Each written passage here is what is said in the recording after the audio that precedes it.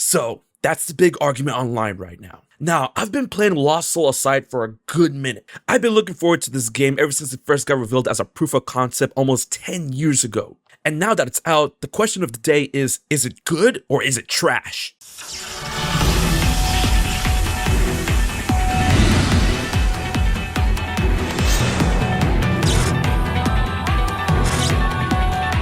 Now here's the thing, I've been having a lot of fun with the game, but be careful, if you say anything close to that on social media, there's gonna be weirdos coming out of the woodworks posting the same fucking image of the Metacritic score as part of their God-given crusade in the console wars against PlayStation. Fanboy bullshit aside, if you let the Metacritic score really dictate how you view games without actually trying them, then you might miss out on some really good games.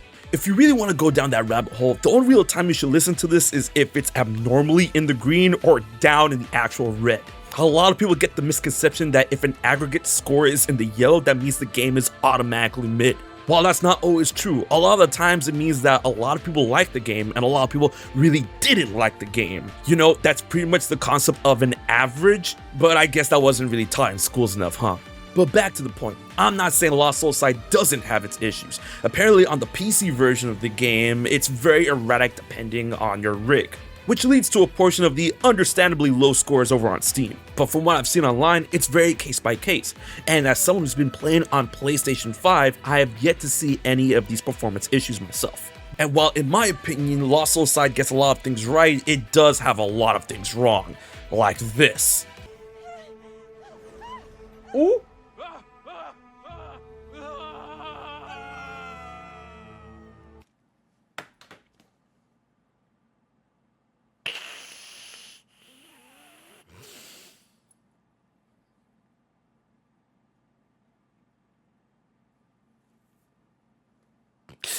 What was that? And this. What the fuck? What am I looking at? What's going on? Is that Escape? Bro, that's no way. I'm not gonna lie, the English dubbing of the game can get pretty atrocious, but I find it kinda charming in a way, like PS2 era voice act. But right now, my main gripe with the game is the sound design. There are some incredibly questionable choices when it comes to the sound effects of this game, where it feels like the weight of collision and impact is completely non-existent at times, in which some high-octane moments feel awkward at the very least and a bit jarring at most.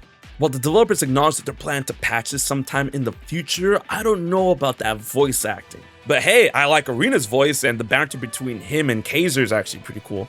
But you're probably thinking at this point, HMK, what about the good? Oh, here we go. A few things to note before we get to the real meat and potatoes is that from what I played so far, the music is absolutely stellar, covering a wide range of genres and styles that doesn't feel out of place at this point in time, and the set pieces I've encountered are truly gorgeous. The story is nothing to write home about, it's your typical Final Fantasy inspired flair. Crystals, monsters, save a loved one, save the world. But for me, what matters most about a game is the gameplay. And I gotta tell you right now, the combat in Lost Soul Aside is really, really good. It's fast, frantic, yet smooth. A lot smoother than you would find in a bunch of other action games that are out on the market right now. While the combat in the beginning of the game feels pretty standard, that's because the training wheels haven't fully come off yet. But when they do, boy they do. Leveling up your abilities, gaining more skills and weapons. The game gets very flashy, but here's the cool thing about it. It doesn't feel overwhelming at any point, even though it would look it. The combo strings and combat options are incredibly intuitive and pretty easy to learn and understand. Where many view this as an action RPG, it's much more action than RPG, yet it cuts out a lot of the fluff when it comes to initiating combos and continuing them. While some action games could confuse certain players with alternating button presses and button pauses, this game elects for more easier starters and finishers along with pretty seamless cancels. So far, there hasn't been any point where I felt that the combat felt awkward at any point. Well, except for the sound. And another thing that I should point out is that in this game, the platforming is actually not dog shit, which is an aspect that has been incredibly hit or miss when it comes to action hack and slash games for years. I can go into way more detail about me gushing about the combat, but this video will be much longer. If you want to know about what I'm talking about, be sure to check out my streams on Twitch and join my Discord. All in all, this project definitely feels like a super fan put this together, which if you look into the game's development history, it is.